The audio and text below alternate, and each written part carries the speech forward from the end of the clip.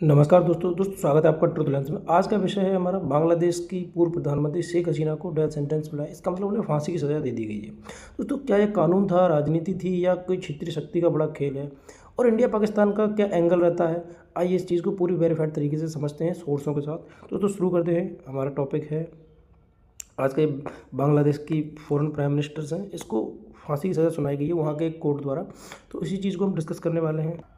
And दोस्तों ये article है टाइम्स का, इसमें आप देख सकते हो former Bangladesh prime minister Sheikh Hasina sentence to death for crime against humanity. तो इनको इसलिए बताया जा रहा है कि जो बांग्लादेश में दंगा हुआ था उसमें 1400 से अधिक लोग मारे गए थे और उसी की वजह से इनको डेथ सेंटेंस दिया गया है या डेथ की सज़ा सुनाई गई है। तो इसी चीज़ को हम टॉपिक को डिकोड करने वाले हैं। चलिए जानते हैं। दोस्तों आपको बता दें शेख हसीना लगभग 15 साल से लगातार सत्ता में रही है, 2009 से 2024 तक।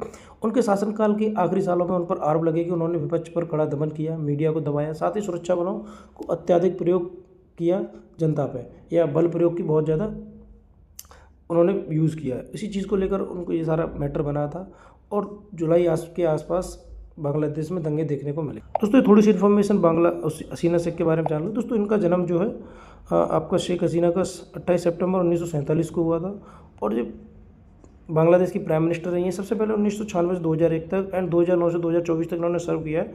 2024 में इनकी सरकार गिरा दी गई या गिर गई या जनता ने प्रोटेस्ट किया, उसके थ्रू इनको भागना पड़ा बांग्लादेश छोड़ के। उसके बाद से बहुत ही कंडीशन ख़राब थी उस समय, तो ये अपनी जान बचाकर किसी तरीके से इंडिया में आ गए। दोस्तों आगे का हम कंटिन्यू करते हैं। दोस्तों अब हम जानेंगे जुलाई रेवोल्यूशन क्या है, जिसके पीछे ये सारा।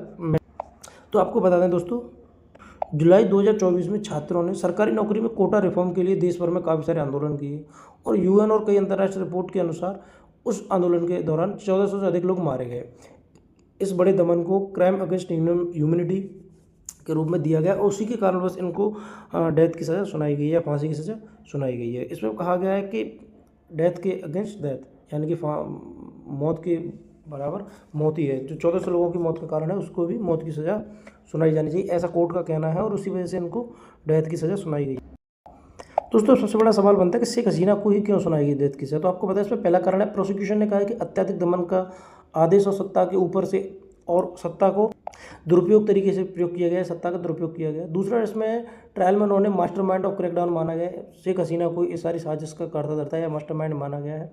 तीसरा इसका कारण है राजनीतिक बदलाव, नए शासन ने तख्ता रुख अपनाया है या सख्त रुख, उसी की वजह से नई सरकार ने इनको जानबूझ के इस तरीके का सज़ा पेनल्टी दिलाई है, या फिर उन्हें कारण। और चौथा कारण दोस्तों उनकी अनुपस्थिति में उनको ये सज़ा सुनाई गई, इससे इसके राजनीतिक बदले की आशंका काफ़ी बढ़ जाती है। दोस्तों आप भी कमेंट बॉक्स में बताएं कि आपको क्या लगता है।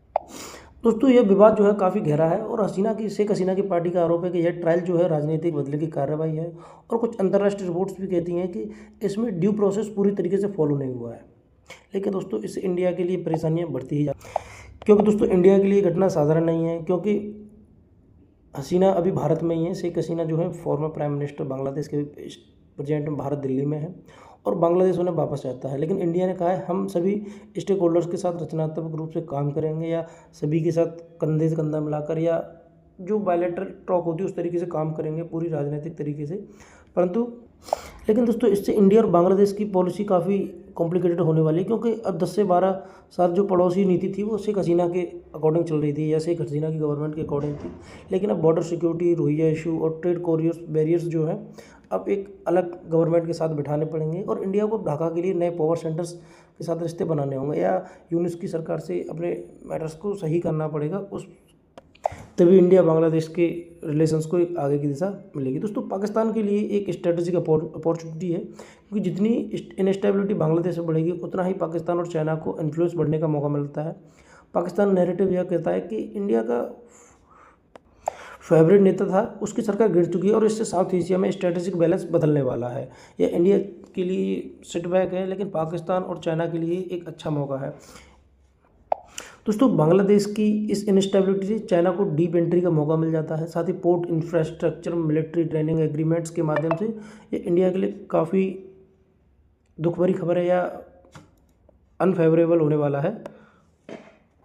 लेकिन दोस्तों अब आने वाले समय में देखो, क्या भारत से हसीना वापस बांग्लादेश जाएंगी, या बांग्लादेश में नए चुनाव कैसे होंगे और कब होंगे, और साथ ही दोस्तों इंडिया, चाइना, पाकिस्तान किस तरह इस पावर वैक्यूम को भरने की कोशिश करेंगे, इन सब चीज़ों को आप हम समय के साथ साथ बताते चलेंगे। अगर कोई नई टॉप न्यूज़ आती तो मैं आपको जल्दी नया वीडियो प्रोवाइड करा दूँगा। तो दोस्तों शेख हसीना की डेथ सेंटेंस वाली सिर्फ एक अदालत का फैसला नहीं है, ये एक पॉलिटिकल प्रकोप है या पॉलिटिकल एजेंडा है जो उस तरीके से किया गया है, और इंडिया पाकिस्तान दोनों पर इसके गहरे जियोपॉलिटिकल इफेक्ट होने वाले हैं।